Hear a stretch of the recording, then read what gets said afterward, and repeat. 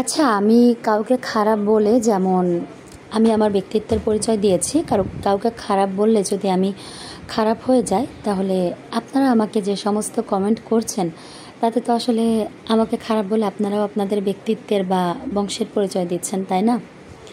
Hello everyone, আসসালামু আলাইকুম। Welcome করছি আমার আজকের আরও একটি নতুন ভিডিও দেখতে। আশা করছি আপনারা সবাই ভালো আছেন, আমিও মোটামুটি ভালো আছি। আর চট্টগ্রামে মনে হয় না খুব বেশি দিন আছি, এবার হচ্ছে আমরা অন্য জায়গায় চলে যাব, আমাদের তো ট্রান্সফার হয়ে গেছে। প্রতিদিনই একটা কথা বলি, কারণ যে সমস্ত আপুরা আমার ভিডিও দেখে গিয়ে অপেক্ষায় থাকেন যে আমি যে তাদের ভিডিও দেখব, তো তাদের উদ্দেশ্যেই বলা, যাতে তারা বুঝতে পারে আমি কতটা ব্যস্ত। আর কিছু কিছু আপুরা হয়তো বা মনে করতে পারে যে এত ব্যস্ত তাহলে ভিডিও করে আপলোড করছে কখন। আপুদের উদ্দেশ্যে বলবে, এগুলো আমার অনেক আগেকার ভিডিও, একটু হচ্ছে খেয়াল করলে বুঝতে পারবেন। তো সেই ভিডিওগুলোই এডিট করা ছিল, আস্তে আস্তে করে আপলোড করছি। তো দেখেন, সবার শুরুতে একটা কথা আমি বলবো, মম হীরা আপুকে কিন্তু আমি কোনোভাবেই খারাপ বলিনি, কারণ আসলে খারাপ বলার কোনো জায়গা নেই। আমি আবারও বলছি, আমি শুধু এতটুকু বলেছি যে আপুর মানে সব, আচ্ছা যাও, এগুলো নিয়ে আর কথা না বলি। আমরা এক বিল্ডিংয়ে থাকার সুবাদে আপুর সাথে তো আমার পরিচয় ছিল। চলে আসার পরে আসলে আর ওইভাবে কখনো কথা হয়নি। উনি হচ্ছে অনেক ব্যস্ত মানুষ, এবং ওনার সাথে আমার যে বয়সের একটা তারতম্য, এটাও আসলে অনেক বেশি ডিফারেন্ট। মাঝে মাঝে যখন ছাদে আসতেন উনি ওনার বাচ্চাদেরকে নিয়ে, আমার তো তখন বাচ্চা ছোট আর আমি নিজেও ছোট, তো আমরাও উঠতাম। তো দেখা যাচ্ছে ওনাদের একটা গ্রুপ ছিল, আমাদের একটা গ্রুপ ছিল, অত বেশি কথা হতো না, তারপরেও মাঝে মাঝে কথা হতো, যেহেতু প্রতিবেশী। কালকে প্রায় 3.5 বছর পরে আবারও আমার হীরা আপুর সাথে কথা হলো দুপুরবেলা। তো হীরা আপুর সাথে কথা বলার পর একটা জিনিস বুঝতে পারলাম যে আমরা বাঙালি হিসেবে বড়ই হুজুকে, হ্যাঁ, আমরা আসলেই কিন্তু হুজুকে বাঙালি, বেশি আবেগ, যেটা আসলে স্বাস্থ্যের জন্য খারাপ। তো এটা কেন বলছি, কিছুদিন আগে আফরান নিশো একটা কমেন্ট করেছিল, আর শাকিব খানের কিন্তু সেখানে কোনো প্রতিক্রিয়া দেখা যায়নি। বাট আমরা যারা দর্শক আছি, হ্যাঁ, পরবর্তীতে যখন এই যে তাণ্ডব মুভিটা আসলো, সবাই একবারে শুরু করে দিয়েছে যে আফরান নিশো শাকিব খান একসাথে করবে না, এটা ওইটা সেটা, ঠিক আছে। তো পরবর্তীতে কিন্তু দেখা গেল যে শাকিব খান আর আফরান নিশো একই ফ্রেমে ছবি করছে, একই রিয়েলিটি শোতে এসে শো করছে, পাবলিক সেটা খুব সদর্পণে গ্রহণ করেছে। তো কন্টেন্ট ক্রিয়েটরের জগতে হীরা আপু কিন্তু একেবারে আকাশচুম্বী সফলতা পেয়েছে। আমি তো অনেকটাই ছোট, তো অনেকে এসে এসে আমাকে, অনেক আপুরাই বিষয়টা মেনে নিয়েছেন এবং এসে এসে জ্ঞান দিয়েছেন। তো হীরা আপুকে আমি বললাম যে হীরা আপু, আমি কয়েকটা কথা বলেছি, যেমন আপনি শ্বশুরবাড়িতে কম যান, বাট এটা কিন্তু আমি হীরা আপুকে আসলে দোষ দিয়ে বলিনি। আমি এটাই বলেছি যে যারা আনম্যারিড, আমরা যারা ম্যারিড আমরা তো জানি যে শ্বশুরবাড়ি কীভাবে মেনটেন করতে হয়, বাট যারা আনম্যারিড তারা অনেকেই ওখানে কমেন্ট করে যে আপু, যদি আপনার মতো আমার একটা আলাদা সংসার হতো হাজব্যান্ড নিয়ে।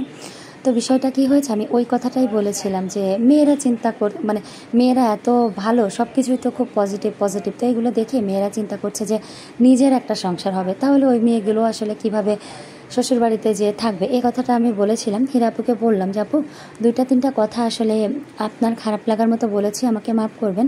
আর একটা কথা আপু আমি বলেছি, কারণ আপু আপনার ভিডিওর প্রথম দিকে দেখেছি আপনারাও আমাদের মতো সাধারণ আসবাবপত্রই ব্যবহার করতেন, যেমন প্লাস্টিকের লাল ডিশ, তারপরে আপনার দস্তার ঢাকুন, স্টিলের হাঁড়ি। বাট পরবর্তীতে আপনার কন্টেন্ট ক্রিয়েশনে যত বেশি মনোযোগ দিলেন, আস্তে আস্তে করে না এই আসবাবপত্রগুলো চেঞ্জ হয়ে গেল আপু। তো বিশ্বাস করেন আপু, অনেকটা না মানে একদম সাজানো মনে হয়, হ্যাঁ। আর অনেকেই কিন্তু আমার এই ভিডিওতেও এসে কমেন্ট করেছে যে সাজানো মনে হয়, খুব সাজানো, খুব পরিপাটি। তো তারপরে আপু 2টা বাচ্চা নিয়ে আসলে তো এত গুছিয়ে কাজ করা সম্ভব না, আপনার তো হেল্পিং হ্যান্ডও নেই আপু। তো এতটুকু কথা আমি আসলে বলেছি, আমাকে মাফ করবেন, আর আপনি বললে আমি ভিডিওটা ডিলিট করব। তো হীরা আপু আমাকে বলছে যে শোনো, তুমি তো তখনও ছোট বোনের মতো ছিলে, এখনও আছো, আমি আসলে কিছুই মনে করিনি। ইনফ্যাক্ট আমার এত কিছু দেখার মতো সময় নেই, তোমরা তো জানো যে আমি কি পরিমাণ ব্যস্ত থাকি। আর আসলে যারা তোমাকে দোষ দিচ্ছে ওরা তো বিষয়টা বুঝতে পারছে না। আর তোমাকে আজকে একটা কথা বলি, যখন তুমি একটা কাজ করবে তখন সেটা সর্বোচ্চ মনোযোগ দিয়ে করার চেষ্টা করবে। তো আমি যেহেতু গ্র্যাজুয়েশন কমপ্লিট করার পরও এই কন্টেন্ট ক্রিয়েশনটাকে পেশা হিসেবে নিয়েছি। তো এটাকে ফুটিয়ে তোলার জন্য, ভালো করার জন্য আসলে আমার যা যা করা দরকার সেগুলো সবই আমার করতে হবে। আর বাস্তবে আমি আসলে আমার সংসারের কেনাকাটি করাতে অনেক বেশি শৌখিন। তো হীরাপু আমাকে এই কথাটা বলেছে। তো হীরাপু বলেছে যে হ্যাঁ, তোমার ধারণা অনেকটাই সঠিক, যে আমি ক্যামেরার সামনে অনেক কিছু মানে ইউজ করি, আর আমি আমার ভিডিও মেক করার জন্য আসলে অনেক কিছু কিনেছি, যেগুলো দিলে আমার ভিডিওটা সুন্দর হবে, দর্শক অনেকটাই আকৃষ্ট হবে। মানে হীরাপু এরকম করে হচ্ছে বলেছে। তো আসলে আমি পরবর্তীতে একটা জিনিস বুঝলাম যে আমারই ভুল, কারণ আমিও যেহেতু কন্টেন্ট ক্রিয়েশন করছি, তো আসলে ভালো সুন্দর লাগারও একটা ব্যাপার আছে। আমারও উচিত যে ক্যামেরাতে যাতে ভিডিওটা ভালো আসে সেই ব্যবস্থা করা। তো আসলে সবার তো অ্যাবিলিটি একরকম থাকে না, তাই না? তো এই আর কি, যে সবাই শাকিব খানকে নিয়ে, আফরান নিশোকে নিয়ে কত কথা বললো, বাট আর ঠিকই কিন্তু ওরা একই ফ্রেমে কাজ করলো, আর জনগণ তো মানে গালে মাছি গেল। তো হীরাপুকে আমি বলার পর হীরাপু আসলে আমাকে বিষয়টা বুঝিয়ে বলেছে। আর আমাদের মধ্যে কিন্তু ঠিক আছে সব, বাট কিছু কিছু মানুষ এমন এমন কমেন্ট করে গেছে, দেখলে হাসি পাচ্ছে। আসলে আমি হীরাপুকে হিংসা করিনি, হিংসা তারা আমাকে করেছে। ম্যাক্সিমাম যারা বলেছে হিংসুটে ভিউ আসছে এগুলো বলছে, আমি তাদের চ্যানেল ভিজিট করে দেখলাম তারাও কিন্তু আমার মতো খুবই ছোট ইউটিউবার। তো তাদের হচ্ছে চ্যানেলে কোনো ভিউ নেই। তো তারা দেখেছে যে যখন আমি একটু ডিফারেন্ট ক্যাটাগরির বিষয় নিয়ে কথা বললাম, আমার চ্যানেলে অনেকগুলো করে ভিউ চলে আসলো। তো তাদের আসলে একটু হিংসা হয়েছে, তার জন্য তারা আসলে তাদের রাগ এখানে এসে উগরে দিয়েছে। আর হীরাপু আমাকে একটা কথা বললো যে বোন, তুমি আসলে একটা বিষয় মানে ভালো বলেছো।